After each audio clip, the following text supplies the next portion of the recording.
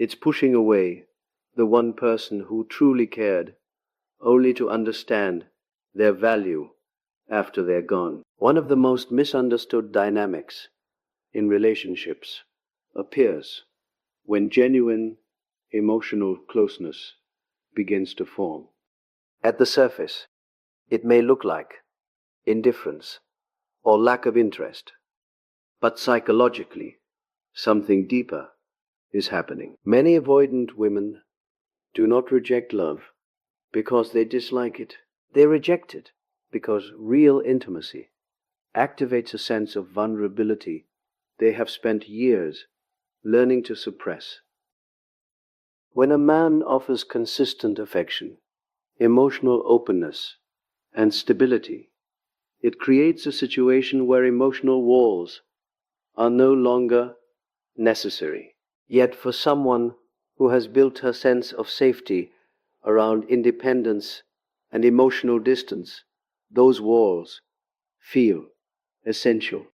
The closer the connection becomes, the more the unconscious mind interprets that closeness as a potential threat. Not a threat of harm, but a threat of exposure. Carl Jung often spoke about the hidden parts of the psyche, the parts we protect, conceal, and defend. In avoidant patterns, intimacy begins to illuminate those hidden areas. Rather than confronting that discomfort, the instinct is to retreat. Distance becomes a psychological defense mechanism. So what appears to the loving partner as rejection is often a form of self-protection. The tragedy is that the very love capable of creating safety is the love that triggers the fear. And the question that remains is simple, yet profound. If love requires vulnerability, are we brave enough to allow ourselves to be truly seen? There is another layer to this dynamic that often goes unnoticed. Many avoidant women build a deep sense of identity around emotional independence. Over time, self-reliance becomes more than a coping strategy. It becomes a philosophy of survival. They learn to trust themselves, to solve their own problems, to carry their emotional burdens alone. On the surface, this appears strong, even admirable, and in many ways it is. But psychologically, this independence can quietly transform into a form of emotional isolation. When a man enters their life offering genuine partnership, support, consistency, shared vulnerability, it challenges the structure they have carefully built. Accepting that support requires a subtle surrender of control. It means allowing someone else into the inner architecture of their emotional world. Carl Jung often emphasized that the human psyche seeks balance. When one side of our nature becomes overly dominant, the opposite force eventually demands recognition. For someone who has lived primarily through independence, the idea of emotional dependence can feel destabilizing. Even when the love being offered is sincere and healthy, it may feel like a disruption rather than a gift. So the instinctive response becomes distance. Not because the love is unwanted, but because accepting it requires redefining the self. And this leads to a quiet but powerful truth. True strength is not found in needing no one. It is found in having the courage to let someone in. Something else begins to happen when genuine love enters the picture. A man who truly cares does not approach the relationship casually. He shows consistency, attention, and emotional presence. He asks questions. He listens. He makes plans for the future. From his perspective, these actions are expressions of commitment and stability. But for someone with avoidant tendencies, those same behaviors can be interpreted in a very different way. Psychologically, when a person has learned to guard their autonomy, closeness can feel like pressure rather than support. The deeper the emotional investment becomes, the more it can trigger an unconscious fear of losing personal space or control. What is meant as devotion can begin to feel like expectation. What is meant as loyalty can feel like obligation. Carl Jung often reminded us that perception is shaped not only by reality, but by the inner patterns we carry within us. If someone associates closeness with emotional demand, even the healthiest form of love may activate a defensive response. The mind begins to reinterpret kindness as intensity, stability as restriction, and commitment as weight. So the distance that follows is not always a rejection of the person. It is often a reaction to the internal meaning assigned to the relationship itself. And this leaves us with an important reflection. Sometimes love is not rejected because it is wrong, but because it arrives before someone is ready to receive it. As the relationship continues, another pattern often begins to reveal itself, a cycle that can be deeply confusing for the person on the receiving end.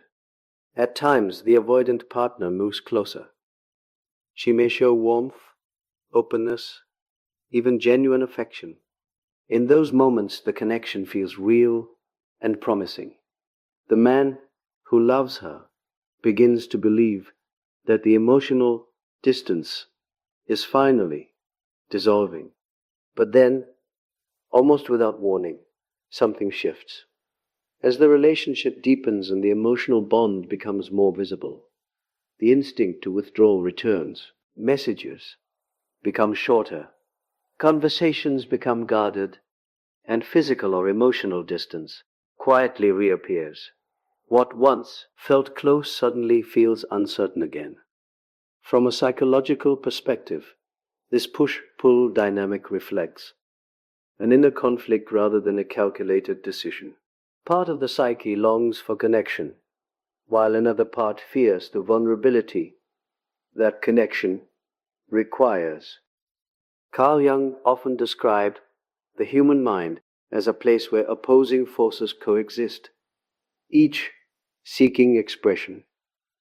In avoidant patterns, the desire for intimacy and the fear of intimacy exist side by side.